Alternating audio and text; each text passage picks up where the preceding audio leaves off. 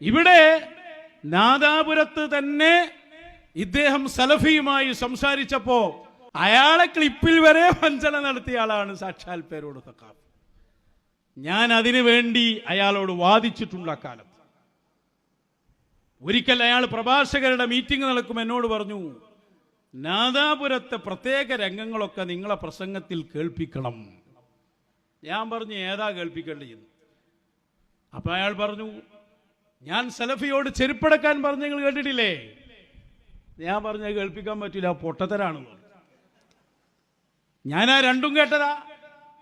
അതിന്റെ പേരിൽ നിഷ്കളങ്കരായ ആളുകൾ സുന്നത്ത് ജമാഅത്തിനെ വരെ തെറ്റിദ്ധരിച്ചിട്ടുണ്ട്.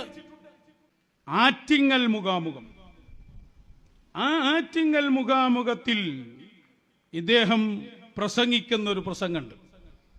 ആ പ്രസംഗം ഞാൻ ആദ്യങ്ങളൊന്ന് കേൾപ്പിക്കാം. അതിൽ അയാൾ ഒരു ആയത്ത് ഓതുന്നുണ്ട്.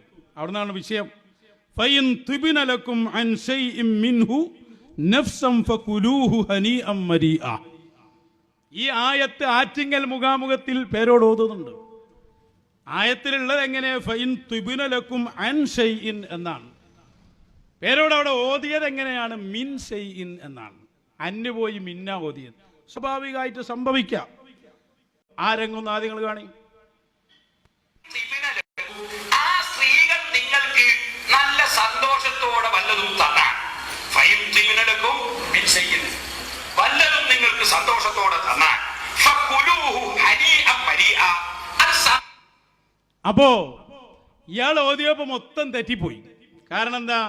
ഫൈൻ തുബിനലക്കും അൻ ഷൈഇൻ എന്ന് ഓതേണ്ട അടുത്ത് എങ്ങനെ ഓതിയത്? മിൻ ഷൈഇൻ. അതിന്റെ പുറമെ അൻ ഷൈഇൻ മിൻഹു നഫ്സൻ എന്നുണ്ട്.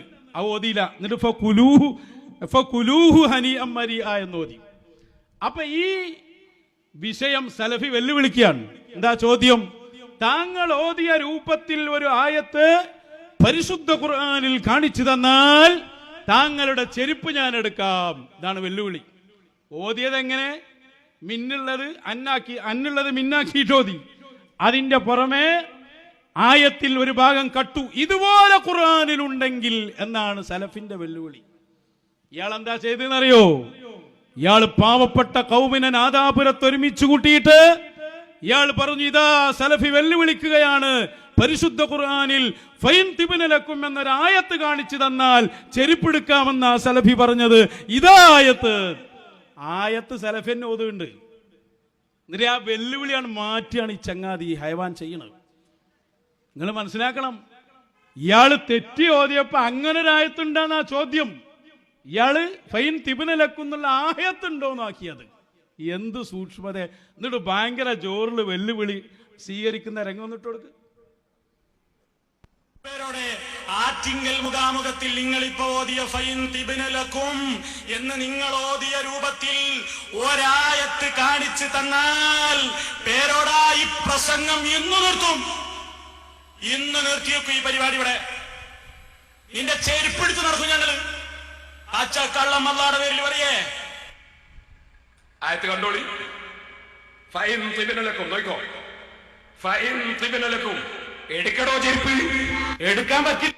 എങ്ങനെ എടുക്കാനാ ചെരുപ്പ്?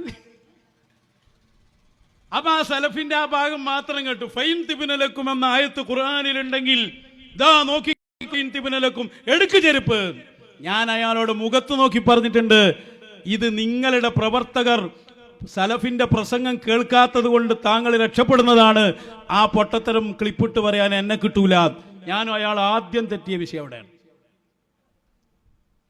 തോന്നിവാസ ചെയ്ത് പാവപ്പെട്ട സുന്നികളെ പറ്റിക്കാൻ അയാൾ തെറ്റി ഓതി. അത് പറഞ്ഞാൽ പോരെ ആളുകളോട്, ഞാൻ തെറ്റിയതാണ്, അതിങ്ങനെ ഓതണ്ടി, എന്നിട്ട് അവിടെ പോയിട്ട് ആളാകാൻ നോക്കുക.